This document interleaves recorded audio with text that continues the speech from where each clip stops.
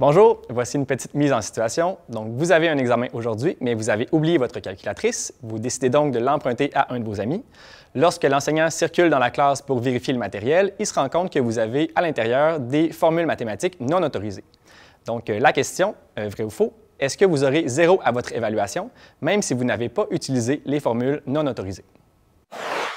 Je ne peux pas prouver qu'il ne les a pas utilisées, mais c'est difficile parce qu'en même temps, c'est la calculatrice d'un autre.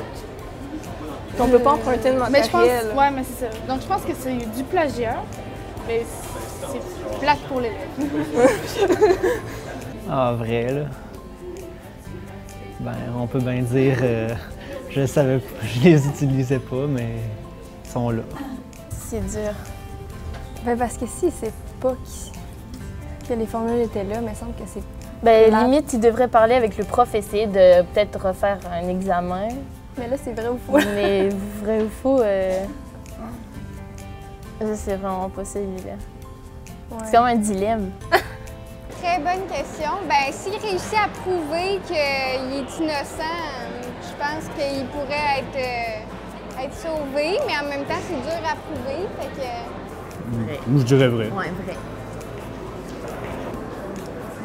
Ben, parce que c'est facile de dire que j'ai pas regardé les formules quand ils sont dans la calculatrice. Ouais, puis c'est comme ta responsabilité de t'assurer qu'il n'y a aucune manière de plagier sur ta calculatrice. Là. Puis t'es pas supposé emprunter la calculatrice de quelqu'un d'autre pendant un examen. En fait, la réponse, c'est vrai. Donc, lorsqu'on fait une évaluation en classe, juste le fait d'avoir en sa possession du matériel non autorisé, c'est suffisant pour mettre en place la politique sur la fraude et le plagiat du Cégep. Un autre exemple qu'on pourrait donner, c'est par exemple dans une évaluation où est-ce que le cellulaire est interdit. Si vous faites juste sortir le cellulaire de votre poche, votre enseignant ne peut pas connaître l'intention derrière ça et donc peut appliquer cette même politique-là. C'est donc important de connaître bien les consignes avant de commencer une évaluation et bien sûr, vous êtes toujours responsable du matériel que vous avez en votre possession lors d'une évaluation.